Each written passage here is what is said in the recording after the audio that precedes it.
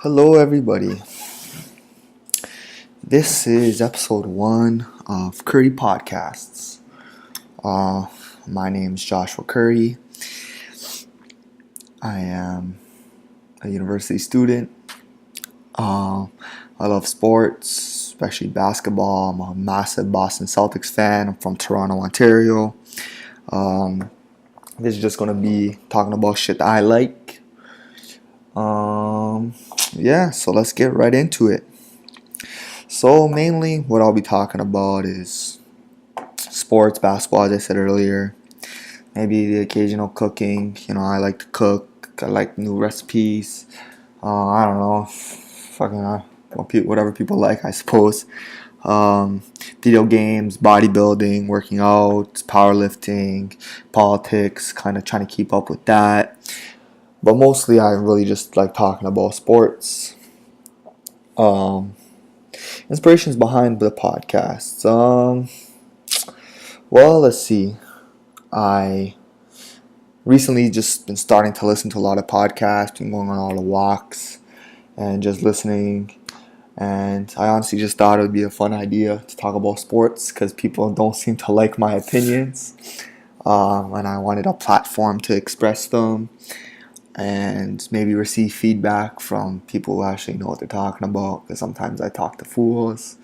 I'm joking. I just have really harsh opinions about sports teams that people like, especially Toronto sports teams. But yeah, so as this is the first episode, we might as well talk about the NBA offseason Celtics signings. What do I personally think about them? Well, of course, Al Horford. He's going to help us out tremendously. Everyone knows this. It's a big pickup for us, a piece we were missing, a type of player we were missing, a hustler, rebounder, defender, someone who just fits Brad Stevens' system perfectly, and someone who plays hard and just wants to win games, doesn't have an ego, none of that stuff. So his character kind of fits the Boston realm of things as well. As a as a fan, I think he's going to be loved by every fan. I think the Garden will look forward to him playing alongside Isaiah Thomas, alongside Avery Bradley. Our Boston Garden is known for cheering on hustle, heart, and man, if you think about our defensive lineups with Al Horford there, it's something else. We have Jay Crowder, Avery Bradley, Marcus Smart, now Al Horford. Those four, you can hide Isaiah Thomas very easily and still compete offensively because of the addition of Al Horford, because Isaiah Thomas can drive to the basket now. And that's something we were missing. We were missing that frontline offensive spark, someone who could consistently shoot in the playoffs, especially when we were facing Atlanta, when we won 6 games last season. Now, does this put the Celtics over the hump? Of course not. This is just one step in the right direction as a franchise. We also got Jaylen Brown, who was very skeptical at first. Talked to a lot of people I know. I was angry. I was confused. I didn't understand why we drafted him when there was a lot of other people, a lot of other players who seemed to have more potential, who seemed better fit. Chris Dunn, Buddy Hield. But then started listening. I started watching, and what I think the main reason we picked Jaylen Brown, what I think the main reason is that he's NBA ready. He can come in and we don't have to hide him defensively. Maybe we hide him offensively, but defensively he can guard 2 to 4. It's looking like maybe 2 and 3 right now because he's not that big, but he's athletic. He can rebound. He can push the ball. Other than his lack of experience, he's going to have a lot of turnovers to begin with. But under a coach like Brad, Uh, I understand why they picked him up. He also apparently was the only player that was willing to work out against anybody. Um, and he did have a very disappointing college year, compared to what everyone thought he was going to do. Um, yeah, he was top three going into the college year, and he just fell off. His jump shot wasn't falling for him, but he did show crazy athletic plays, like nice dunks all over the place. And yeah, I know. I'm I'm looking forward to him. I think he'll be a good piece to the core group of our team in the next few years. And that's obviously what Danny and Brad are trying to build towards, as they both signed extensions this year. What else can I say about the Celtics? Well, that's it. That's all they did this offseason. They re-signed Amir Johnson, Jonas Jerebko. Unfortunately, Evan Turner went to Portland, which I really loved Evan Turner. He was always funny. He always had the funny post-game interviews. Um, and he was just a good, hard-playing player. Brad always spoke highly of him. So, sad to see him go, but he's going to fit well in Portland. I know it. Him, Lillard, and McCollum, those three guys are going to be with each other for the next 4 years. That's going to be dangerous. McCollum just signed his contract with them too. Just watch those three guys. You can just tell I love playing basketball and want to win. So I'm a big fan of Lillard too. Been following him since he came into the league. All right, so next we're going to transition. 10, I thought they were going to trade him. Raptor re-signing. I really did. I thought they were going to trade that first, the top 10 pick this year, but I guess this was a weak draft. Even the Celtics, no one wanted to pick up their draft pick for the right price. But yeah, these guys, they missed out on Biyombo. That's hard on them, but their draft pick suggested that they knew that Biyombo was going to leave. They signed Amar to a $139 million 5-year contract. Do I think that's overpaying him? Yes. Did they have to pay him that much? Yes. As a man from Toronto, the city would have exploded if he did not come back and went to a different team. Especially if he was doing better in the other team, then the city would have went batshit crazy. This can't be another Vince Carter session going on. Yeah. Who else did they sign the Raptors? I just wrote down Raptors signings, new signings. Oh, they signed Jared Sullinger. I forgot about that. Yeah. I don't really have an opinion. I liked Jared. He was a good player. Played hard, played the right way. He just couldn't get in shape. And it just got to the point where, like, we couldn't play him against Atlanta. He was that much of a liability, because Atlanta would run, and he just could not keep up. We were playing 4-on-5 transition defense, and it just got to the point where we'd put him out for a few possessions, and then next thing you know, you're getting a run on, and he's just trying to keep up. He's never in the play. Can't even see him. Then offensively, he's tired. He's trying to shoot long range, and he's short. I just think he's too out of shape, and we gave him the chance, but he couldn't produce for us. And obviously, it was an upgrade getting Al Horford. Everyone knows that. But yeah, do I think he's going to help out the Raptors? He could. Maybe if he goes on that Kyle Lowry diet, as a lot of the Raptor fans I know are saying. Because Kyle Lowry against Brooklyn, there were stories that he knew he was out of shape, and the next year came back in shape. Or I guess against Washington, that year they had a lot of injuries. Can't blame him on that, but like, he really got in shape year after year, and it really showed this year. Probably top 3 two-way guard in the league.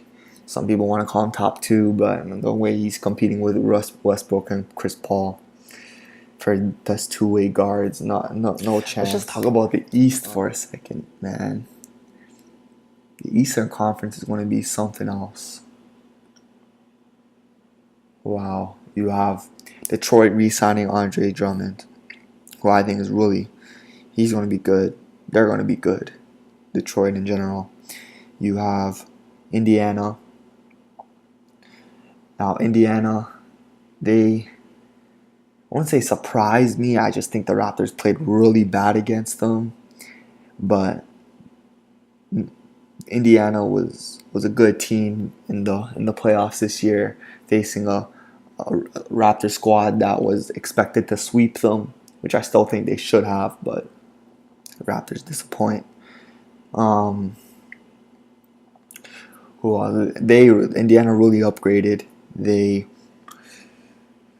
gonna have a massive front line, a really big team, and Paul George is playing phenomenal USA basketball right now, and he's just playing sick. He's just a fun player to watch. Then there's Milwaukee. Even though everyone said Milwaukee was going to be good this year, Thon Maker really impressed me in the summer league. That man can rebound. The only thing now is to see if he can bang with big bodies and the big men of the NBA. Obviously, you have your Cleveland, you have Toronto, you have the Celtics, the guys who Atlanta's going to be Atlanta, although they lost Al Horford. They have Dwight Howard. I still think they're going to be in contention. Who else is there? Indiana. Then you have I don't think Miami fell off. They messed up. You have the Bulls, the Knicks. Both those teams. I wouldn't say the Bulls improved, but they have a different look to them. It's going to be interesting to see. Jimmy Butler's really good. If he's healthy, I think he can carry them into the playoffs. I think the Knicks are going to be a team to watch this year. You might even see Knicks Bulls Christmas Day TV. Talk about or Christmas Day basketball. That'd be interesting to see. For the Eastern Conference, I don't really talk about the West that much. The West is kind of San Antonio, Golden State right now. There's no commodity around the rest of the teams thinking that they're going to have a fighting chance, at least according to me. I don't really think any other team has a chance other than San Antonio and Golden State. I think the Clippers are going to do okay, but again, come on. You're just thinking about how, I don't think the Clippers healthy had a chance against Golden State this year, let alone next year when they have two of the top three players in the world. For sure, two of the top three scorers in the world. So that's not really a topic of conversation I want to go towards. But in terms of the East, I'm a Celtics guy. So, obviously you have the Cavs number one. I think everyone can agree that they're again the favorites. With no injuries, they will have a tougher chance. They will not have the easiest path to the conference finals, but they will not have the easiest path to the finals, but they will make the finals. It's evident. Everyone knows it. A team might take them to 7, but I just don't see it. I don't see them losing, sorry. The matchup I really want to see, I want to see the Raptors and the Celtics play. Just for my own personal vendettas I have, because I think the Celtics will beat the Raptors as they are right now. I think if the Raptors were on the other side of the bracket, I think the Celtics, Atlanta, Detroit would have beat them this year the way they played in the first round against Indiana. I think Indiana was a hot team going into the playoffs, but they weren't a team that were going to win 4 games in 7 against a team you were playing 7 times in a row. I didn't think they had the offensive firepower. They had the coaching. They had Paul George, but there's only so much he could do. Like, according to him, he was coming back into him. Like, that was his 2 year mark, and he was just getting back into the groove of things. Um, and he did have good games, but he also had very bad games and games that he probably wishes he could have back. But I don't think. I think it can go 2-3-1 Cavs, 2-3 Raptors, Celtics, Raptors. 4 Indiana, 4-5 Indiana, Detroit, Charlotte, 6 again. I think Milwaukee will make it in around 7-8. And then that eighth spot, oh man, the East is going to be tough this year. Look at all the teams I'm missing. All the teams that have good players. The Wizards. The Wizards, Chicago, New York, Miami, all the teams that want. Atlanta, I forgot about Atlanta. Oh my goodness. Top 4, Cleveland, Toronto, Boston. Even Boston, Toronto, like, just looking at the Eastern Conference right now, you have Philly, Brooklyn, Orlando. I don't even want to discuss Orlando. That's just ridiculous. But Philly, Brooklyn, Orlando, um, they're not going to do anything. Everyone knows that they're going to be bottom of the pack. I think Brooklyn's going to get worse. Philly might get better. They might switch places. 10-72, 21-61. Orlando's going to be third last. Then you have, look at this, Cleveland, Toronto, Miami. Oh, Miami, I don't think Miami's going to make it either, actually. Cleveland, Toronto, Atlanta, Boston, Charlotte, Indiana, Detroit, Chicago, Washington, Milwaukee, New York. Any of those teams can make it. Personally, I think it will be Cleveland. I can't put Toronto above Boston, even though they had 56 wins, and that's phenomenal. I just don't see it. I don't see them having that good of a year again this year.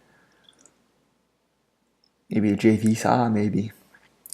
Okay. Cleveland, Toronto, um, Atlanta, Boston. Even Boston, Atlanta would be better for me. Indiana, Detroit. So Cleveland, Toronto, Boston, Atlanta, Indiana, Detroit, and man, Charlotte won 48 games last year. It's tough to call this, man. Like, I'm not even thinking about Milwaukee, New York right now, and I'm trying to think without injuries who the better teams are. Do I think New York can make it in the 7-8 spot? Of course, I think New York, Milwaukee, Washington, Detroit, Chicago, Charlotte, a good chance. Great chance. I mean, I don't. I can leave Chicago out of the playoffs and it wouldn't hurt.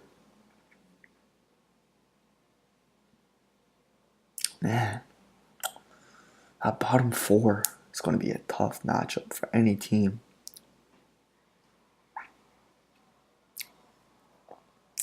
Well, let's see. Yeah. Oh my goodness. Just thinking about the East right now next year. How are these teams gonna, like, teams are gonna be disappointed.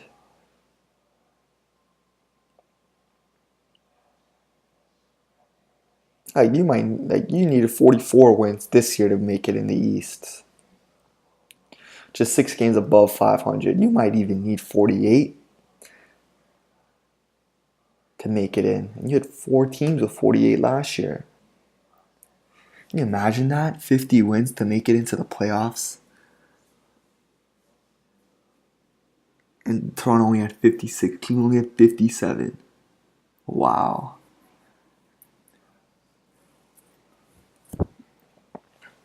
But I just think if I really had to say Cleveland, Toronto, Boston, Atlanta, Charlotte, Detroit, Toronto, Boston, Atlanta, Charlotte, Detroit, Indiana, Chicago. Cleveland, Toronto, Boston, Atlanta, Detroit, Charlotte, Indiana.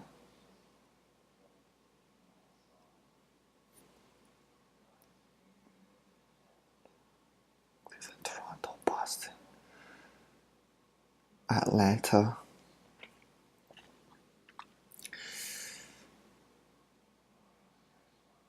Indiana, Detroit,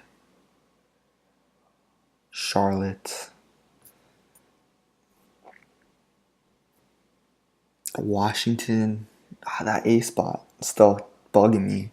Washington, Chicago, Milwaukee, New York.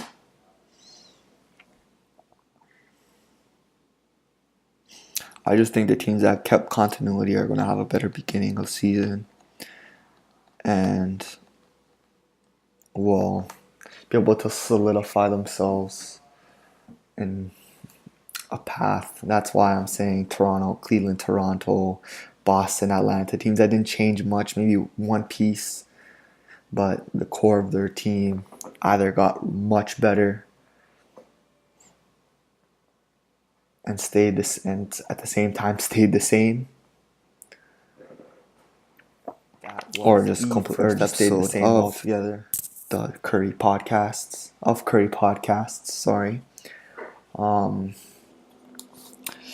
Yeah, that was kind of just on a tangent. I'm really new to this stuff. I thought I was going to talk about KD and Golden State, LeBron and Cleveland. Those things I talk about way too much, I feel like. So yeah, I'm not sure what is going to go from, where it's going to go from here. If it's if I'm planning on making it a weekly, daily, even just talk about random shit until the NBA season starts. Maybe getting to a little bit about fantasy talk. That'd be pretty cool. But yeah, we'll see. Obviously, I want to talk about what I like, and if you guys happen to like something that I like to talk about, talk about that more. Thanks, and I will talk to you guys shortly.